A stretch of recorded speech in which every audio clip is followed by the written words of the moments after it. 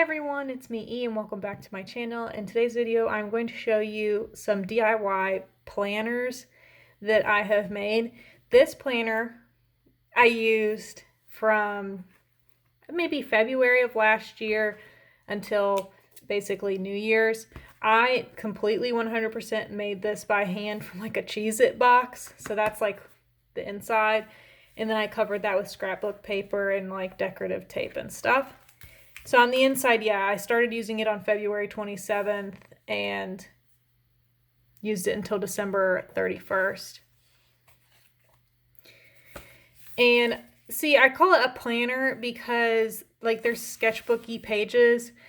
So this is to represent zombies, which I claimed was my best new experience of 2020. But you'll see here, the way that it is just like checklists. And there's where I would put like my goals for a month. This was my Sims 400 baby challenge list of baby names and dad names. And this was where it was going to continue for the second generation, but I never got around to it. This was my Bible reading schedule for the year. There's some like just some sketches and stuff in it. And I never showed this. This is just like a trial run I did of a Figment painting. I never showed this before, but there's stuff in here that like drawings that I did that I never showed on my channel, obviously. And anyway, like I said, I made this myself. I bound it myself. You can see the stitches there. I used like green embroidery floss and I just poked holes in the spine of it and sewed it through. But this is the script for one of my doll videos. So I used it for more than just planning. And like I said, I put sketches in here to make it look pretty. So I'll flip through this a little bit more just so you can see what it is. And while I'm doing that, I want to talk about planning and planners in general. So I've kind of recently learned that planning is like a hobby that people have. And I just want to say that that's the dumbest thing I've ever heard of. If you are a planner and a planner hobbyist, whatever, like I'm not trying to be mean, but it just seems to me that planning is a tool and not a means to an end. But planning shouldn't be the end goal itself, because like you should be planning to do things. And if planning is your primary hobby, then like, what are you doing? Just planning to plan? It seems silly. The other thing is like these special, the Happy Planner and Erin Condren, all that kind of stuff.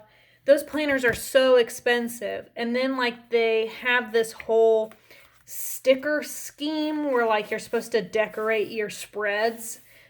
And on the one hand, I understand it because your planner is something that like in theory you would be looking at it every single day.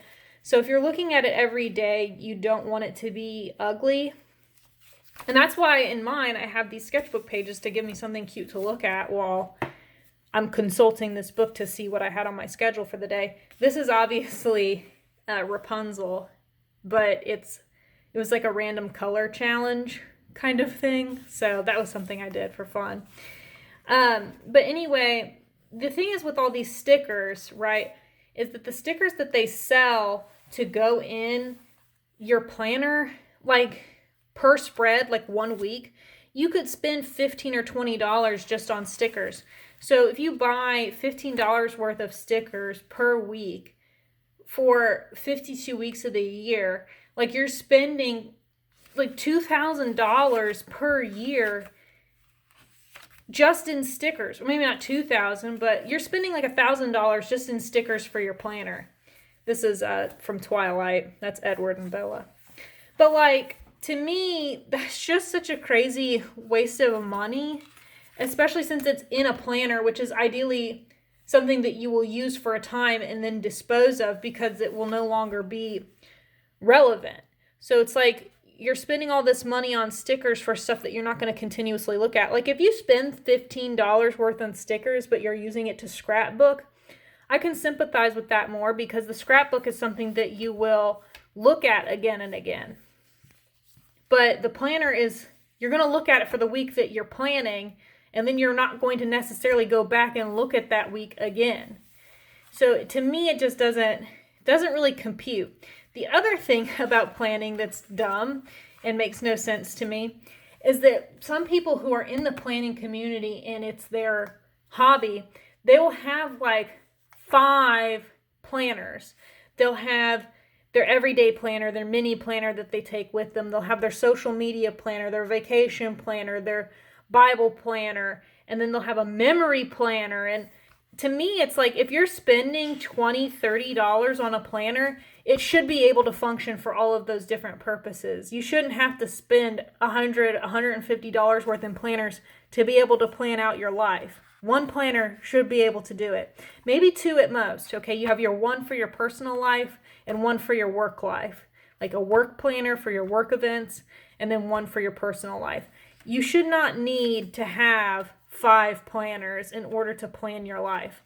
The thing is too with the stickers, they're not just to make it look pretty, they fill up space. So let's say you have a spread like this. You'll have stickers covering 50% of the paper. To me, that's just proof that you don't need the planner, because if you have to cover up your planner with a bunch of stickers, that just proves that you don't have that much planning to do. Like if you can cover half your page in stickers, then you don't have that much going on that you need to have 5 planners. I understand it may be fun for those people, but to me it just seems almost kind of wrong to spend that much time and effort planning. When, like I said, planning should be a means to an end. It should be a tool. It shouldn't be the hobby in and of itself. To me, that demonstrates a lack of something real going on in your life.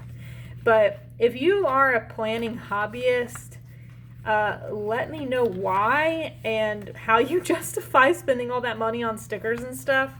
This is the Harvest Goddess from Harvest Moon Magical Melody. But anyway, we're coming to the end of this planner that I use, like I said, from February to New Year's, basically. This is Miranda and Lizzie from Lizzie McGuire. But you'll see here at the end, I kind of was drawing out ideas for what I wanted my new planner to be like. I wanted it to be better organized and more user-friendly, I guess. But it doesn't have one of these cool ribbon placeholders. I glued this in myself. It's pretty handy. But anyway, this is done, and I'm going to hang on to it because I like the drawings I did. So to me, that justifies keeping this around. I'll put it on a bookshelf somewhere. But anyway, this is the one that I've put together for this year. This is a mini binder, so this is for like 8.5 by 5.5 pieces of paper. So I just cut 8.5 and 11s in half. I haven't put a cover on it yet, which I plan to do. I think I'm working on a digital piece right now, which I might print off and put in here eventually, because I don't know, I think that'd be kind of cool. But anyway, some things I did differently. For one, I hole punched this like coupon book. I think that's what it was being sold as. This was like $1 from Staples. The brand on it says True Red. I think that's a Staples brand. Like I said, it was like $1.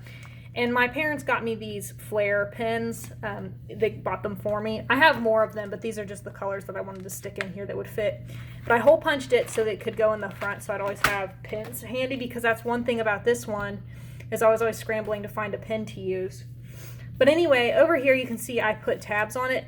Since like I'm making this myself as I go along, I don't have all of the months finished yet. And part of the purpose for that is, like, I never did that with this one. I never planned that far ahead. I would maybe plan at most 2 weeks ahead. So in this one, I just have basically the immediate time in front of me. And I have these little tabs. And I also like to not plan too far ahead, because sometimes I want to stick extra pages in. So I'll show you. Here I wrote down my New Year's resolutions for the year. And this is just a calendar for the year. Just so I can see what day, like November 9th is going to be a Tuesday. This is for January. I have some information up here. These are 10 books of the Bible I wanted to read for the year, which is something that was one of my goals for the month, was to figure out what I wanted to do this year for Bible reading. And you can see here's my videos. And this is today's video showing my DIY planner.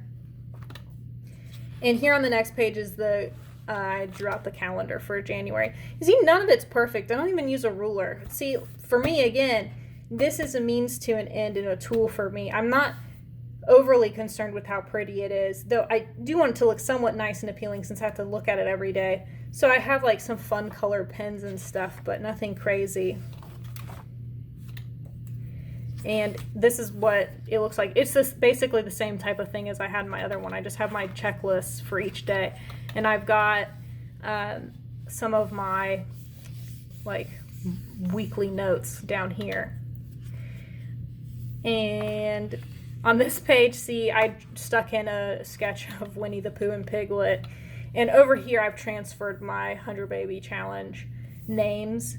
And this is last week. And here's Generation 2. See, I actually started on Generation 2 of my 100 Baby Challenge, so I actually have a page to put it in. I'm starting on filling it out.